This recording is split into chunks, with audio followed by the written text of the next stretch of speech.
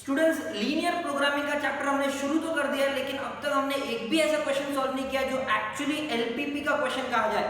Yes, we have solve many questions from exercise 1 and 2, but ये दोनों exercise सिर्फ और सिर्फ आपको इनइक्वालिटीज को ग्राफिकल सॉल्यूशन से, ग्राफिकल रिप्रेजेंटेशन से किस तरीके से सॉल्व किया जाता है and how we actually find the feasible solution, सिर्फ इतना ही हमने सीखा है। We have not yet solved a question on LPP.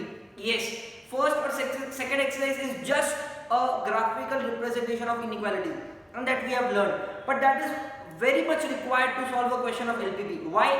जब तक आप किसी भी inequality को ग्राफ पे प्लॉट करके फिजिबल सोल्यूशन नहीं सीख लेते, तब तक आप LPP का कोई भी क्वेश्चन सॉल्व नहीं कर पाओगे। Yes, so आज के ये लेक्चर में हम लोग LPP का लीनियर प्रोग्रामिंग प्रॉब्लम का ही क्वेश्चन सॉल्व करने वाले हैं। We are starting with the first question of LPP, very important lecture। ऐसे क्वेश्चंस आपको एग्जाम में आने वाले हैं which carries 4 marks। Yes, अगर ये क्वेश्चन LPP का एग्जाम में आता है तो 4 मार्क के लिए क्वेश्चन आता है। वैसे लीनियर प्रोग्रामिंग होता क्या है ये तो मैंने आपको फर्स्ट लेक्चर में ही सिखा दिया था। जनरली लीनियर प्रोग्रामिंग का क्वेश्चन कुछ इस तरीके से दिखाई देगा, somewhat like this। Yes, so I start with today's topic wherein we are actually solving LPP। I welcome you all in today's lecture, जहां पर आप बहुत कुछ नया सीखने वाले हो जो आपने पहले 3 लेक्चर्स में नहीं सीखा LPP के। ओके, सो लीनियर प्रोग्रामिंग का lecture number 4, we have a proper question of LPP। Proper question of LPP इस तरीके से दिखाई देगा wherein you will have एक मैक्सिमाइज या मिनिमाइज कुछ तो दिखेगा। ये सब क्या है मैं आपको समझाऊंगा, डोंट वरी। एक मैक्सिमाइज दिखेगा या फिर मिनिमाइज दिखेगा। ये मैक्सिमाइज और मिनिमाइज क्या है याद करो। फर्स्ट लेक्चर जब मैंने आपको लीनियर प्रोग्रामिंग क्यों करना होता है, रियल लाइफ में कैसे अप्लाई होता है ये सिखाया था, तब मैंने आपको एक एग्जांपल दिया था। आपके घर पे गेस्ट आए थे, तब आप मार्केट में समोसा और गुलाब जामुन लेने गए थे। यस और नो? इन दैट सिचुएशन मान लो कि आप खुद मार्केट में जा रहे हो समोसा और गुलाब जामुन लेने, तो आपके दिमाग में क्या होगा, जब मैं कोई चीज खरीदूंगा, when I buy something, तो मेरा जो खर्चा है वो सबसे कम होना चाहिए। My expense should be minimum। या फिर आपका जो कॉस्टिंग है, जो भी चीज खरीद रहे हो उसका जो कॉस्टिंग है वो सबसे मिनिमम होना चाहिए। So from your side you are minimising the cost और मिनिमाइजिंग द एक्सपेंसेस। ठीक है, तो आपके साइड से अगर सोचा जाए तो ये जो LPP का जो क्वेश्चन आपने फर्स्ट लेक्चर में बनाया था, फॉर्मुलेट किया था, उसको मैक्सिमाइज नहीं लिखेंगे, मिनिमाइज लिखेंगे, because from your side you are minimising the expense और मिनिमाइजिंग द कॉस्ट। लेकिन सेम सिचुएशन में आप शॉपकीपर की जगह पर रह के देखो। Imagine yourself as a shopkeeper और आप कुछ बेच रहे हो। If you are selling something, तो आप क्या ट्राई करोगे, आपका सेलिंग मैक्सिमम होना चाहिए और मैक्सिमम सेलिंग से आपको प्रॉफिट मैक्सिमम होना चाहिए। यस और नो? सो सेम सिचुएशन में 2 कंडीशंस आती है, या तो मैक्सिमाइज या तो मिनिमाइज। मिनिमाइज क्या क्या चीजें होती है, कॉस्ट मिनिमाइज हो सकता है, एक्सपेंस मिनिमाइज हो सकता है। मैक्सिमाइज क्या क्या चीजें होती है, प्रॉफिट मैक्सिमाइज हो सकता है, आपका जो सेल्स है, कितना चीजें आप बेचते हो वो मैक्सिमाइज हो सकता है। ओके, वैसे तो वर्ड प्रॉब्लम्स आपके LPP में से, लीनियर प्रोग्रामिंग में से निकल चुका है। अदरवाइज ये मैक्सिमाइज मिनिमाइज बहुत अच्छे से समझ में आता कि क्या चीजें मैक्सिमाइज करनी है और क्या चीजें मिनिमाइज करनी है। बट एक्सरसाइज 7.2 के लास्ट के 2 क्वेश्चंस, एक्सरसाइज 7.3 पूरा का पूरा आपके लिए ये सिलेबस से निकल चुका है फॉर दिस ईयर। ओके, मतलब वर्ड प्रॉब्लम्स वाला पार्ट निकल चुका है, एंड वर्ड प्रॉब्लम्स में ही तो सिचुएशन दी होती है जहां से हम लोग इक्वेशन फॉर्म करते हैं। डजंट मैटर, एक चीज समझ लो, for any given situation you can either maximize the LPP or minimize the situation। okay, profit maximize होता है, cost minimize होता है, keep this in mind। तो आपको जो क्वेश्चन दिखेगा LPP का, उसमें भी या तो मैक्सिमाइज होगा या तो मिनिमाइज होगा। तो आज हम लोग जो भी क्वेश्चन सॉल्व करेंगे वो मैक्सिमाइज के लिए ही करेंगे। तो maximise what, this equation. Maximise क्या, आगे एक इक्वेशन दिया होगा, this equation is known as objective function। this equation is known as objective function। objective function मतलब क्या, ये पूरा जो सिचुएशन हमने क्रिएट किया है, मान लो कि ये हमने क्रिएट किया, क्वेश्चन में नहीं दिया, ये पूरा सिचुएशन जो हमने क्रिएट किया है LPP का, we have formulated this। why, what is the objective behind it? the objective behind it is to maximize the profit। Profit है कि नहीं पता नहीं, पर मैक्सिमाइज दिया मतलब समझ लो प्रॉफिट या सेलिंग ही होगा। ओके, सो मेरा ऑब्जेक्टिव क्या है? To maximise the solution. Okay, जहां पर मुझे सबसे ज्यादा मैक्सिमम प्रॉफिट मिलेगा वो मेरा आंसर होगा। अब तक हमने जो सेकंड एक्सरसाइज में सम सॉल्व किया था, हमने पूरा का पूरा सोल्यूशन फाइंड किया, एक बड़ा सा रीजन मिलता था अपने को आंसर में, लेकिन एलपीपी में ऐसा बड़ा रीजन आंसर नहीं हो सकता, एक स्पेसिफिक आंसर होना चाहिए। वो स्पेसिफिक आंसर ढूंढेंगे हम लोग आज के लेक्चर में। How? Using this objective function. आपका ऑब्जेक्टिव क्या है? मैक्सिमाइज करना या मिनिमाइज करना। ओके, तो जिस किसी भी क्वेश्चन में मैक्सिमाइज और मिनिमाइज के सामने जो इक्वेशन दिखेगा उसको हम लोग बोलेंगे objective function. Keep this in mind, ये सारे के सारे एलपीपी के टर्मिनोलॉजीज है, ऐसे टर्म्स है जो आपको पता होने चाहिए। ओके, तो this is objective function. Generally objective function z के इक्वेशन के फॉर्म में होगा। Okay, z equals to something, उसके नीचे आपको कुछ तो इनइक्वालिटीज दिखेगी।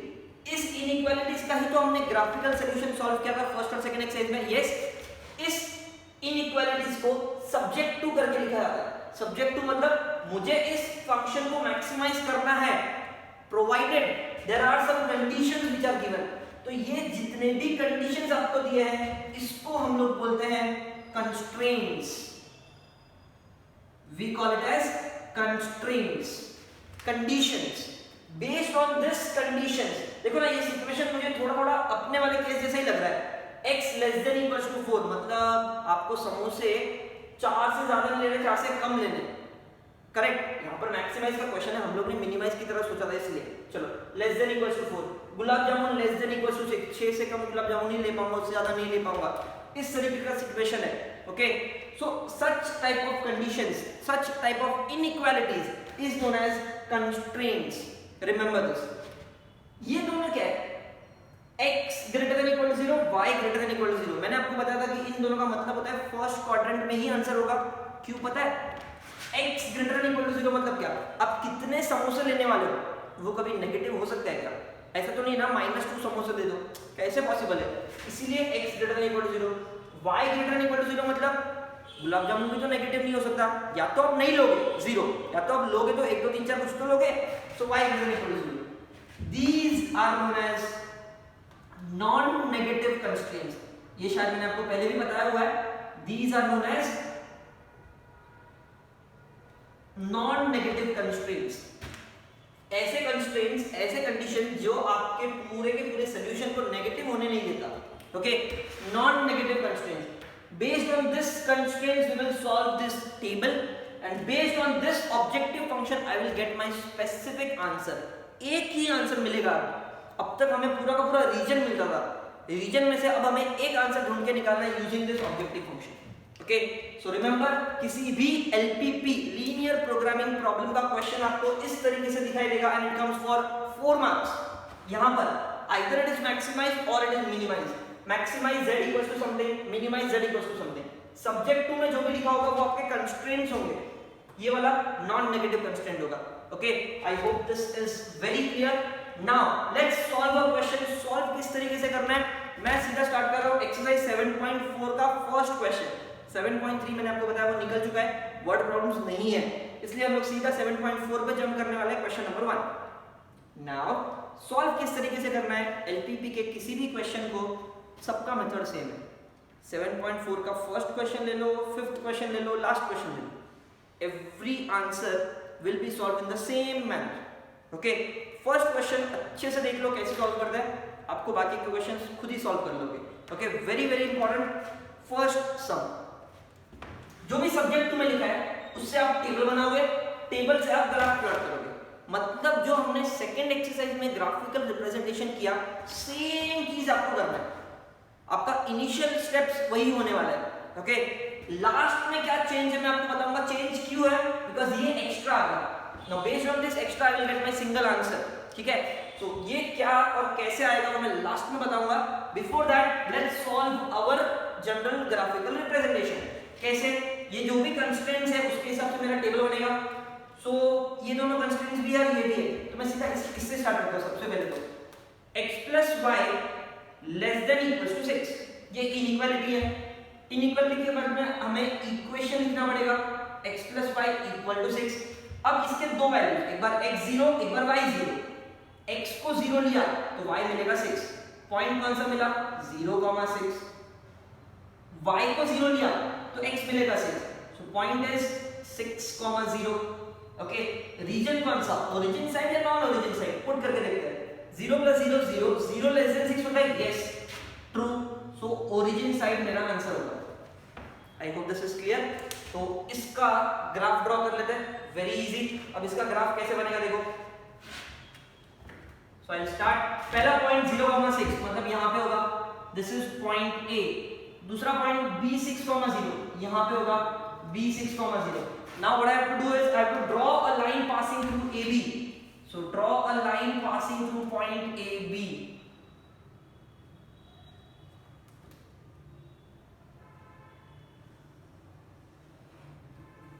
Okay, so this is the line, correct. इस लाइन का नाम क्या है, x + y < 6. अब ये ओरिजिन की तरफ है, मतलब इसका इशारा नीचे की तरफ होगा. ये लाइन है, जो भी आंसर मिलेगा वो नीचे की तरफ मिलेगा, ऊपर देखने का भी नहीं. ओके, ऊपर का कुछ मतलब ही नहीं है, यहाँ पे स्केल होता है वो आप लिख लोगे, मुझे पता है. चलो, जो भी आंसर मुझे मिलेगा वो यहीं पे मिलने वाला है. This is from the first equation. Next, second equation. X < 4. मतलब इक्वेशन हो गया x = 4. अब ये तो सिंगल वेरिएबल वाला इक्वेशन है. सिंगल वेरिएबल वाला इक्वेशन मतलब या तो हॉरिजॉन्टल वाली लाइन या तो वर्टिकल वाली लाइन, करेक्ट है. सो x = 4 मतलब यहां पर, यहां से पास होगा मतलब वर्टिकल लाइन होगा. सो what I do is I just draw this line, that is x = 4. Correct. इसको आप x < 4 बोलो. <4 मतलब x का वैल्यू 4 से छोटा चाहिए, इस तरफ. So this is my region, that is towards origin, and the point through which it is passing is 4,0. इसको पॉइंट C बोल सकते हो, डजंट मैटर. ठीक है, तो अब तक आपका सॉल्यूशन क्या है. ये लाइन बोल रही थी कि जो भी चाहिए वो नीचे चाहिए. अब ये लक्ष्मण रेखा आ गया, ये बोलते हैं उस तरफ तो जाने का ही नहीं, जो भी चाहिए वो इस तरफ. सो मेरा आंसर अब तक ये एरिया में लाया करता है. ठीक है, ये वाला पार्ट बांग्लादेश है, उसको साइड में छोड़ दिया हमने. चलो नेक्स्ट, y < 6. ये इनइक्वालिटी का y = 6 वाली लाइन बनेगी. y = 6 वाली लाइन मतलब y = 6 यहां से पास करता है, correct. So I have to draw this line y = 6.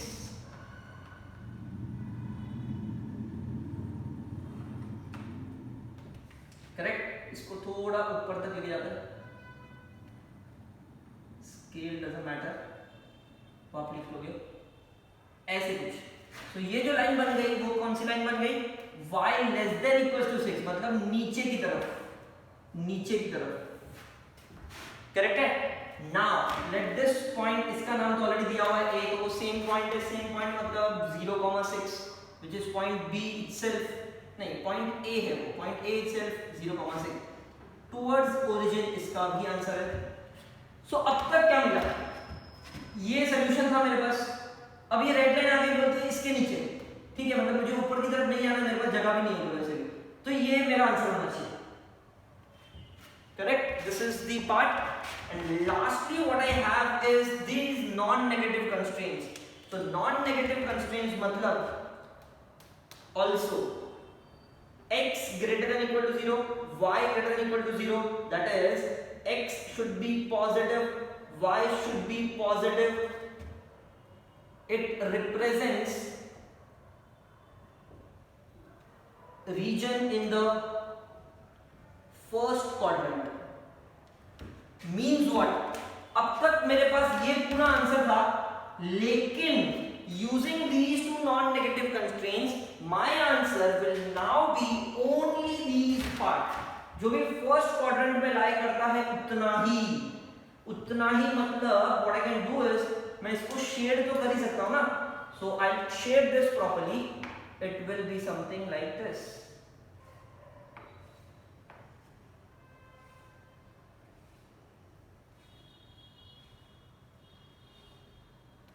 So this is my answer, feasible solution. This is my answer, feasible solution. इसके अलावा कुछ नहीं. अगर आप देखोगे तो मैं यहाँ तक भी नहीं गया, मैं सिर्फ ये रेड लाइन के इस तरफ हूँ. This is my solution. Correct? Now one thing is for sure कि फिजिबल सॉल्यूशन तो मिल गया. फिजिबल सॉल्यूशन के जो भी कॉर्नर्स है वो कौन कौन से? पॉइंट O, पॉइंट A, ये नहीं मालूम तो इसको एक नाम दे देते हैं, नया नाम पॉइंट D और ये पॉइंट C. ठीक है? सो माय फिजिबल सॉल्यूशन मैं यहां पे क्या लिखूंगा? Therefore the visible region for the given LPP is region O A D C. ये रीजन मेरा आंसर हो सकता है. ठीक है? Now the question arises. मैंने तो आपको सम के स्टार्टिंग में बोला था कि सिंगल आंसर मिलेगा, लेकिन ये तो पूरा का पूरा रीजन मिल गया जैसे पहले मिलता था. तो नया क्या? अरे अब तक हमने इसको सॉल्व किधर किया है? ये तो वही चीज हो गई जो हम लोग अब तक करते आ रहे हैं. Okay, based on the given constraints and inequalities we have drawn a table and graph पे उसको प्लॉट कर दिया. मुझे रीजन मिल गया. Now based on this region I will get my single answer. How? I tell you.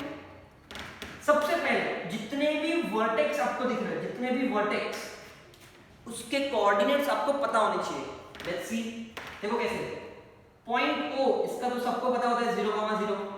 Point A is 0,6, ये मुझे पता है. पॉइंट C इज 4,0, ये भी मुझे पता है. क्या पॉइंट D आपको पता है? नहीं. तो पहले पॉइंट D फाइंड कर लो. जितने भी वर्टेक्स आपको दिख रहे हैं वो सब पता होना चाहिए, उसके बाद ही मैं इसको सॉल्व कर पाऊंगा. Okay, remember this point, very very important. Point D कैसे फाइंड करें? अब ये पॉइंट कहां पे लाई करता है? कैन आई से इस ब्लू वाली लाइन और इस रेड वाली लाइन के इंटरसेक्शन पॉइंट पे.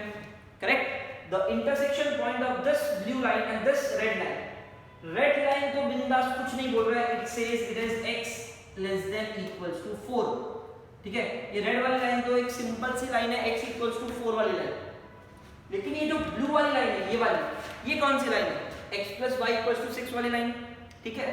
तो x तो 4 है इसका x तो 4 ही है, बिकॉज ये x इक्वल्स टू 4 वाली लाइन है. पूरी लाइन x इक्वल्स टू 4 है, तो इस पे कोई भी पॉइंट आप ले लो वो सब के सब x का वैल्यू 4 ही होगा. y निकालना बाकी है. तो y निकालने के लिए आप क्या करोगे? इस पॉइंट का y कोऑर्डिनेट निकालने के लिए जो x कोऑर्डिनेट मिला है उसको ब्लू वाली लाइन के इक्वेशन में पुट कर दो. x की जगह पर 4 प्लस y इक्वल्स टू 6. तो y कितना मिलेगा? 4 को यहां भेज दोगे तो 2 मिलेगा. ठीक है? वैसे भी अगर आप ग्राफ पे सोचोगे तो भी वो 2 के आसपास ही है. करेक्ट? सो आपको ग्राफ पे इमेजिन नहीं करना है. ओके, वरना मिस्टेक हो जाएगा. क्या करना है? जो भी x का कोऑर्डिनेट यहां पर था मैंने उसको इस ब्लू वाली लाइन में पुट कर दिया.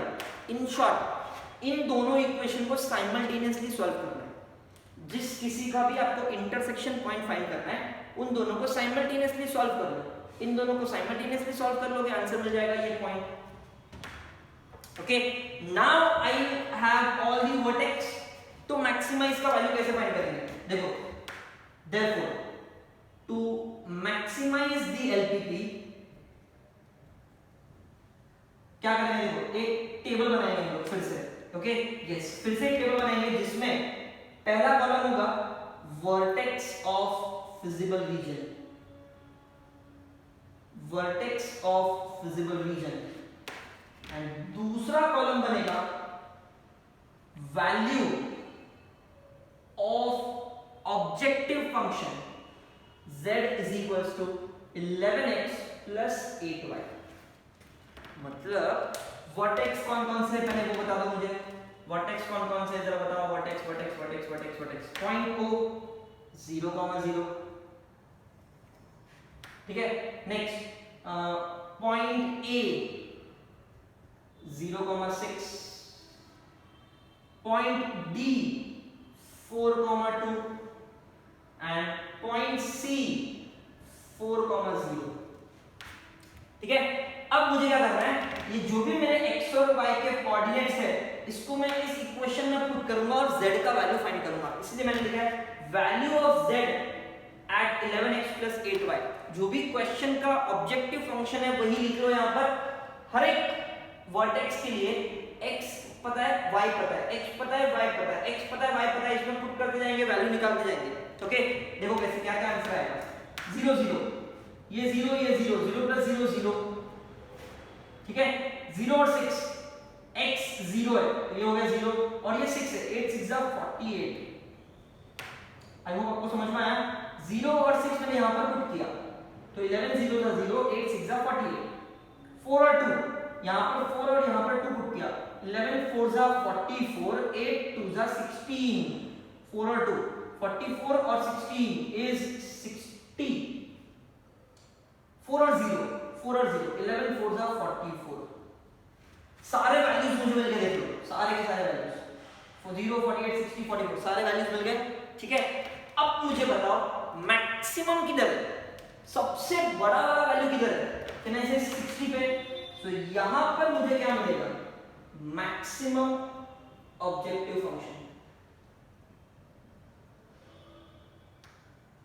करेक्ट। यहां पर इस पॉइंट पे मुझे मैक्सिमम ऑब्जेक्टिव वैल्यू मिला। सो आपके पूरे एलपीपी का solution is what, it is at point D 4,2। मिल गया ना सिंगल आंसर। मैंने आपको बताया था अब तक हमने को पूरा का पूरा रीजन आंसर मिलता था, लेकिन using this objective function which is given, जितने भी वर्टेक्स है उसको लेने का, ऑब्जेक्टिव फंक्शन में पुट करने का, चेक करो कहां पर मैक्सिमम आता है। अगर मान लो कि क्वेश्चन यहां पर मिनिमाइज होता, मिनिमाइज, तो यहां पर मैं मिनिमम वाला जो आंसर होता है 0, वो मेरा आंसर होता है। मैक्सिमम बोले तो सबसे बड़ा वाला जो आंसर आया वो लेने का, ठीक है। तो final answer you will write it as, तो फाइनल आंसर एक्चुअली मेरा यहां पर जगह नहीं है, so what I do is मैं सिर्फ इसको यहां पर लिख रहा हूं और आपको नीचे लिखना है, ठीक है। सो द सॉल्यूशन या फिर the given LPP is maximum at D 4,2 from the graph, ठीक है। मेरा जो मैक्सिमम वैल्यू वो कहां पर मिला, 4,2 पे, and this is depicted in my graph. सिर्फ लास्ट लाइन आप अच्छे से लिख लो, दैट्स इट, आपका पूरा का पूरा सम खत्म, which will fetch you 4 marks in this, okay. 4 marks का क्वेश्चन आता है एलपीपी, एंड शॉर्ट एक क्वेश्चन तो आने ही वाला है, it is for sure, okay. Generally 5 to 6 marks का ये चैप्टर है। 2 मार्क का क्वेश्चन शायद फर्स्ट और सेकंड एक्सरसाइज में से आ सकता है, 4 मार्क का क्वेश्चन इस फोर्थ एक्सरसाइज में आना ही आना है, बिकॉज थर्ड एक्सरसाइज तो वैसे ही निकल चुका है। जनरली थर्ड एक्सरसाइज से एक क्वेश्चन आ सकता था, बट वो नहीं आएगा, फोर्थ एक्सरसाइज में एक क्वेश्चन तो आने ही वाला है, ओके। आई होप आपको समझ में आया हम सम्स कैसे सॉल्व करने वाले हैं, okay. I will just give a quick recap. Question will be of this type, will be having an objective function and constraints. हो सकता है कि नॉन नेगेटिव कंस्ट्रेंट्स उस क्वेश्चन में हो या ना हो, डजंट मैटर, ओके।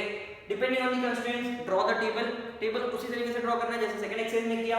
प्लॉट करोगे, एक फिजिबल सॉल्यूशन मिलेगा, फिजिबल रीजन मिलेगा, ठीक है। फिजिबल रीजन के सारे वर्टेक्स ढूंढ लो। Now based on that vertex draw a new table, उन वर्टेक्स के लिए इस ऑब्जेक्टिव फंक्शन को सॉल्व करो। मैक्सिमाइज है या मिनिमाइज वो क्वेश्चन पे डिपेंड करेगा। मैक्सिमाइज है तो बड़ा जो भी बड़ा आंसर है उसको ले लो, and that is my answer. Minimise है तो मिनिमाइज वाला आंसर ले लो, and that is my answer, okay. So we will get a specific point for which your LPP has the solution. Clear? Make a note of this and will start the next question as well. Pause the video, लिख लो ये question अच्छे से, चाहो तो खुद से try करो। So let's start with the second question. First question अगर आपको अच्छे से समझ में आया तो second question onwards बाकी सारे सिंपल है, okay? Let's start with second one. Question says maximize this objective function. इसको objective function बोलते हैं। ये सारे के सारे constraints है और x, y greater than equal to 0 मतलब x भी greater than equal to 0 है, y भी greater than equal to 0 है। मतलब मेरा ये non negative constraint है, ठीक है? Let's start. पहला equation 3x plus 2y 3x plus 2y less than equals to 12, मतलब 3x plus 2y equals to 12 कितना पड़ेगा? एक बार x 0 एक बार y 0, x को 0 लिया तो y मिलेगा 6, मतलब पॉइंट a 0,6, y को 0 लिया तो x मिलेगा 4, पॉइंट b 4,0। रीजन लिख लेते हैं, 0 plus 0 0, 0 less than 12, yes, towards origin, okay. अब यहाँ पर दो ही लाइन इसमें मैं दूसरा भी बना देता हूँ फटाफट। It says x plus y greater than equals to 4, equation होगा x plus y equal to 4, x0 y0, x को 0 लिया तो y मिलेगा 4.c0,4 और y को 0 लिया तो x मिलेगा 4. अब ये तो सेम ही हो गया ना 4,0, इधर भी है इधर भी है. 0 plus 0 0 greater than 4 falls, तो ये आएगा नॉन ओरिजिन साइड. ठीक है, दोनों के लिए मैंने बना दिया. And one equation that you have to write is also as x and y is greater than equal to 0, therefore region lies in first quadrant. Correct? मतलब x और y के वैल्यू नेगेटिव नहीं हो सकते. So let's actually plot this now. First one is a 0,6, तो कहने से ये वाला पॉइंट होगा a 0,6, b 4,0 ये वाला point b 4,0. Let's draw a line passing through this. So it should be of this, right? And ये लाइन कौन सी है? 3x plus 2y less than equals to 12 towards origin, मतलब नीचे की तरफ इसका मुंह खुलेगा. ठीक है, फर्स्ट लाइन बन गई. सेकंड लाइन c 0,4 ये वाला पॉइंट है एंड b 4,0 सेम है. ठीक है, सो इस लाइन को भी मैं ड्रॉ कर लेता हूं. Let's use red marker passing through this. It should be something like this. Yes, this is my line. Correct. And if this is the line non origin side, मतलब ऊपर की तरफ इसका मुंह खुलेगा. Now you can easily predict कि इस line का नाम क्या है? x plus y greater than equals to 4. Now you can easily predict what should be the solution. Region कौन सा होना चाहिए जरा बताओ. बहुत इजी है पहचानना, बहुत बहुत ज्यादा इजी है. ये रेड वाली लाइन बोल रही है ऊपर ऊपर ऊपर ऊपर, ब्लू वाली बोल रही है नीचे नीचे नीचे. फर्स्ट क्वाड्रेंट में होना चाहिए तो पहले ही बता दिया. सो can I say this region is my answer. Only only only only only this much, यहां तक, बस इतना ही. करेक्ट. So आपका जो फिजिबल सॉल्यूशन है, therefore the feasible region of given LPP is, देखो वर्टेक्स देख लो, इसका नाम क्या है? 0,4 का नाम है point C, CAB, that's it. ABC लिख लो, चलेगा. इतना ही है, ट्राइंगल की तरह बन गया. अब सबके वर्टेक्स मालूम है क्या? ये 0,4, ये 0,6 लिख लो चाहिए तो 0,6, 0,4 और ये 4,0. सबके वर्टेक्स भी मालूम है. Very good. अब मुझे क्या करना है? कौन से वर्टेक्स पे मुझे मैक्सिमम आंसर मिलेगा वो चेक करना है. राइट. उसके लिए मैं टेबल बनाऊंगा. देयरफॉर टेबल में क्या बनेगा? देखो, vertex of feasible region, vertex of feasible region, value of z is equals to 4x plus 6y. ठीक है, let's start. वर्टेक्स कौन कौन से है? Point A 0,6, point B 4,0, point C 0,4. Right है. लेट्स राइट दीज 3 पॉइंट्स के values of z.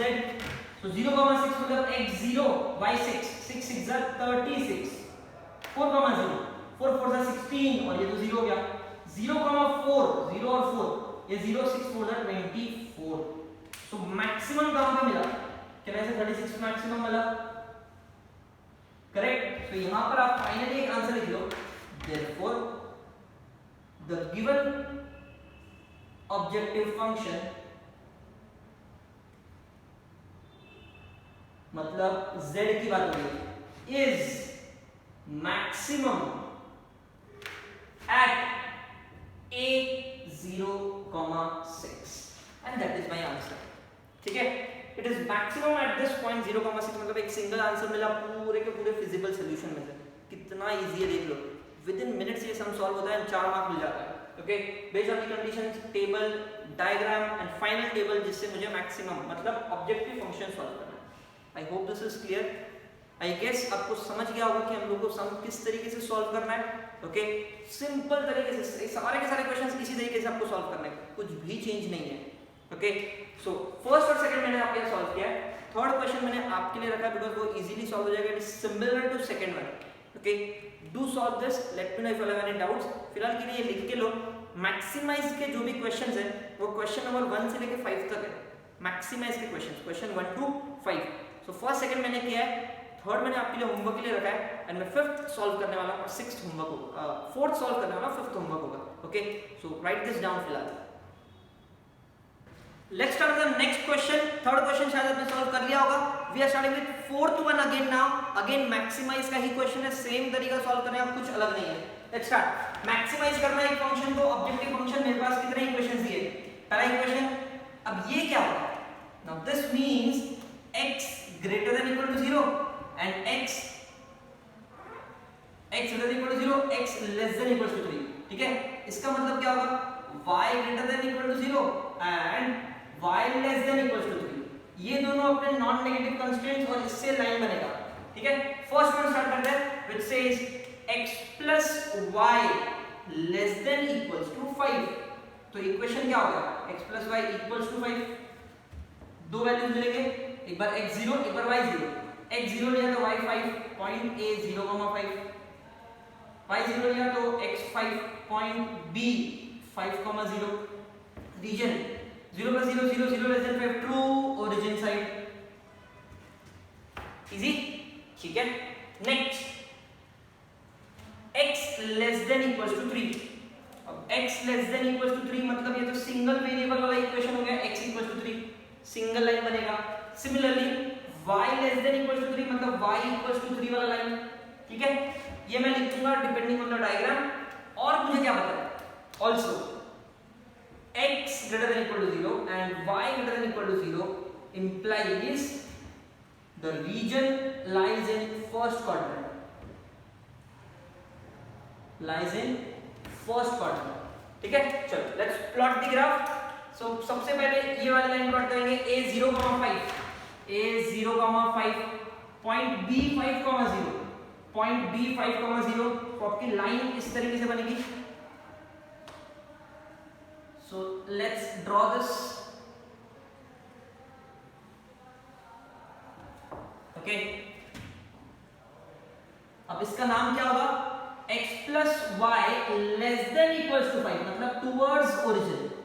तो जो भी अपना आंसर होने वाला है वो इस तरफ होने वाला है, टुवर्ड्स ओरिजिन होने वाला है। Okay, next two lines x equals to 3 and y equals to 3 वाली लाइन। ठीक है, इसको भी ड्रॉ कर लेते हैं।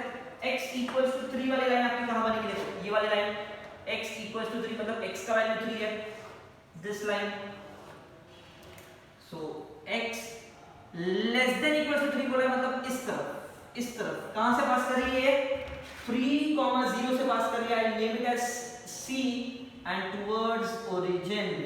इसको पॉइंट C मार्क कर देंगे, 3,0।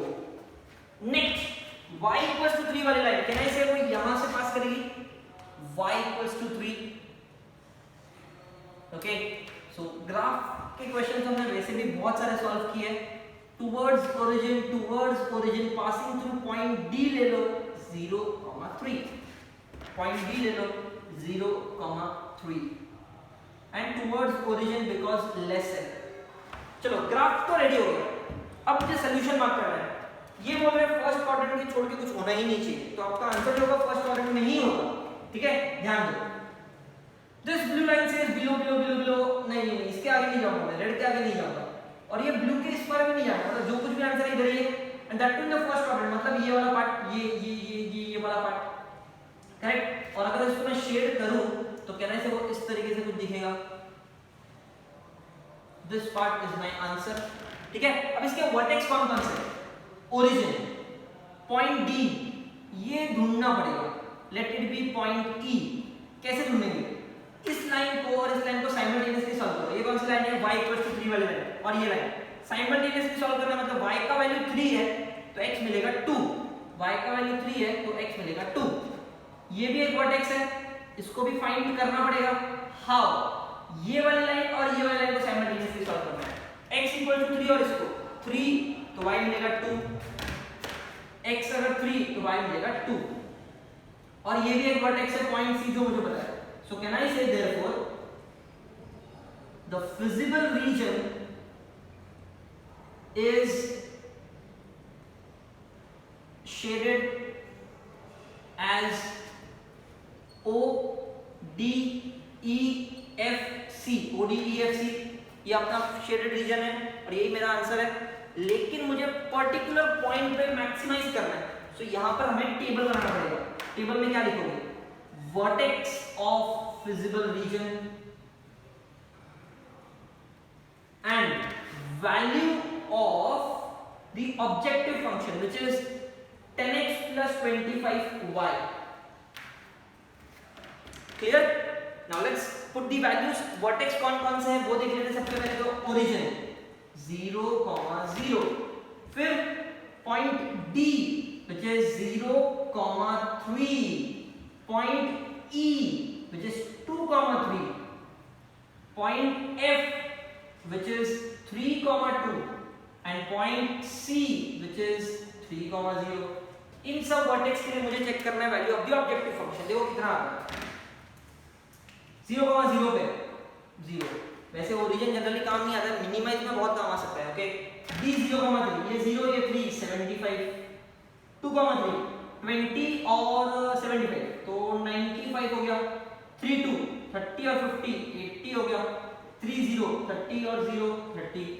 मुझे फाइंड करना है मैक्सिमम वैल्यू। तो मैक्सिमम कहां मिलता है? 95 पे मैक्सिमम है। करेक्ट? तो यहां पर मैं लिख सकता हूं therefore the value of z is maximum at the vertex, कौन सा वर्टेक्स है? E2, 3। एक चीज और निकालने बोला है, find the maximum value of z। So यहां पर आप लिख लो therefore maximum value of z is कितना मिला? z का मैक्सिमम वैल्यू 95। एक चीज और एक्स्ट्रा पूछी है इस क्वेश्चन में, वो मैंने लिख दिया कि मैक्सिमम वैल्यू ऑफ z कितना, वो है 95। जो भी मैक्सिमम आया वो लिख लो। कौन से वर्टेक्स पे मैक्सिमम आया? E2, 3। ये मेरा फाइनल सॉल्यूशन है। मैक्सिमाइज का क्वेश्चन 1 to 5 था, उसमें से 3 मैंने कर लिया है, 2 सिर्फ आपके लिए रखा है। थर्ड और फिफ्थ इजीली सॉल्व हो जाएगा। If you have any doubts do let me know. Here we complete with maximisation of LPP। Okay, so will stop here. Thank you so much.